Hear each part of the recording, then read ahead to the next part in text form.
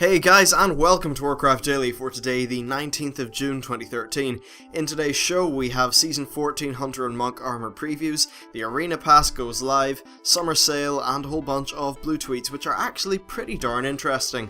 So to kick off the show, MMO Champion has some excellent 3D previews of the Season 14 Hunter and Monk Armour previews. Now, they're pretty damn nice, actually.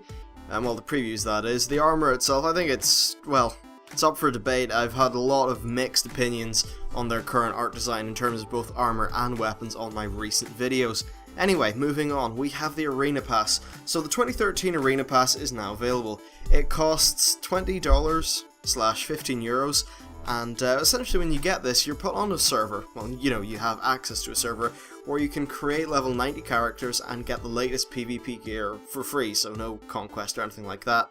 After that, you create a 3v3 arena team and do your competing. It's pretty cool, actually. So teams compete, and eventually a whole number of them get into the next round. That keeps on going until a winner is crowned. Now, in terms of rewards, you will get the Mercablo pet, and if you are in the top 1,000 teams, you will get the Vanquisher title. All in all, if you're interested in PvP, or perhaps you might even want to try it, and couldn't be bothered to get the gear, and of course the price isn't much of an issue to you, then it's probably going to be a great time, and a nice little entry into PvP. Of course, it would attract the higher end PvPers, so you do actually need to know your stuff. The next thing, and the final piece of sort of news, is the World of Warcraft Summer Sale. So WoW is now on sale, the Battle Chest and Cataclysm are now $5 a piece, and Mists of Pandaria is $20. Now honestly, I think they should just roll Cataclysm into the Battle Chest so that they constantly have all the previous expansions in one set, and then the current one as its own product. But whatever, it's still a pretty good deal. Of course, you get a free month with that. So if people want to get into World of Warcraft, you can play a game for a month for a $5. Well, $5, probably €5, a few pounds. All in all, a very good deal. Now the next thing we have is blue tweets. So they've said that they think rogues and hunters have specs that are too similar. Now I actually do have to agree with them on this. The hunter specs all feel very similar, sort of, and well, for hunters, marksmanship's pretty much a non-issue. You don't really want to play it. It's not that good. It's not got a great rotation, stuff like that.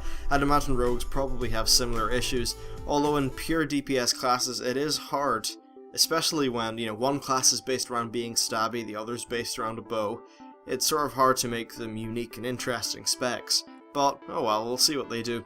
They also said that the aim for the homogenization of things like CC and interrupts is just to make everything sort of fair and balanced, and that's in general their design goal. But of course, for class abilities, they don't want homogenization. They want them to be unique, interesting, stuff like that. Overall, I'd agree with this design philosophy as long as they do deliver on the promise of the signature abilities being good. So the next thing is questing and rep. So now they've said that questing is more friendly to non-DPS specs than it was in TBC and Vanilla. I played in that era, and yeah, they're pretty much right, so well done there. And this is the interesting one, I think. They said that having cap sets a target, and they think that the lesser charms and greater charm system worked well. That's more limiting the cap on how many you can spend as opposed to how many you can gain. So Ghostcrawler actually hinted that this may be a way that they will cap VP in the future. So instead of just having your cap of like 3,000 a week, or 1,500 a week, instead of that, it would just be a cap in your spending. That means it's very easy for them to sort of gauge how fast people get gear, and it also means that people don't just have this target to hit every week to be optimal. Of course, it's really more of a psychology issue at the end of the day. If you're just going to be barely hitting the cap every week, regardless, it's not much of a change. But in terms of the psychology of players and how they feel forced into making decisions about how they spend their time, I think, yeah, this is probably a beneficial thing to the game, which is all very good. Now, they said that they know the problem with dailies, but the game needs players to get out into the world. And of course, this is a problem that's been somewhat, tackled from a different angle with Battlefield Barons. It's an angle I agree with. I think Battlefield Barons is very fun. Like, it's not a humongous amount of content, but when you're there, you're doing something, it feels dynamic. You have multiple options to get to your end goal. I think it's pretty damn good, so I'd hope for more of that. Now, there were some players arguing about the reputation tabard system, and how it was good.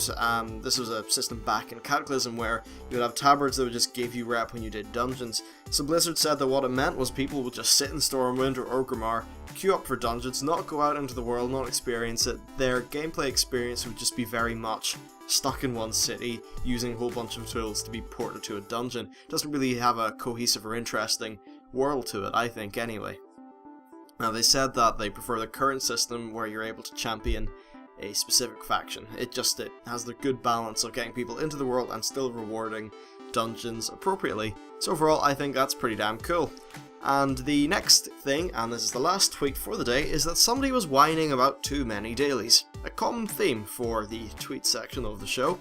Now, Ghostcrawler said that, just remember this tweet in a few weeks. That's a direct quote. So this is pretty much him saying, yeah, Timeless Isles isn't going to be dailies. It's going to be based on the Battlefield Baron system. It's going to be more interesting, more dynamic. I'd say they definitely have learnt lessons from the Isle of Thunder, where they saw that once things were unlocked, player participation just dropped down completely. And even before that, once people hit Exalted, they just didn't bother anymore. So yeah, there you go. That's it for today's show. Not much on the way of new PTR things, but hopefully when the raid testing's kicked out, we'll get some more information. I'm still not on the PTR, unfortunately, because I don't have a PTR license on my account. Thanks, Blizzard, you're great. And yeah, that's it. If you liked the video, please hit that like button. It helps me out a great deal. And if you want to catch some more of my content, hit subscribe, because it's the bottom? No, it's the button of all the awesome fuzzy pandas and stuff. And you love them, so you're going to click it and help me out. Woohoo! Thanks for watching, and see you later. Bye.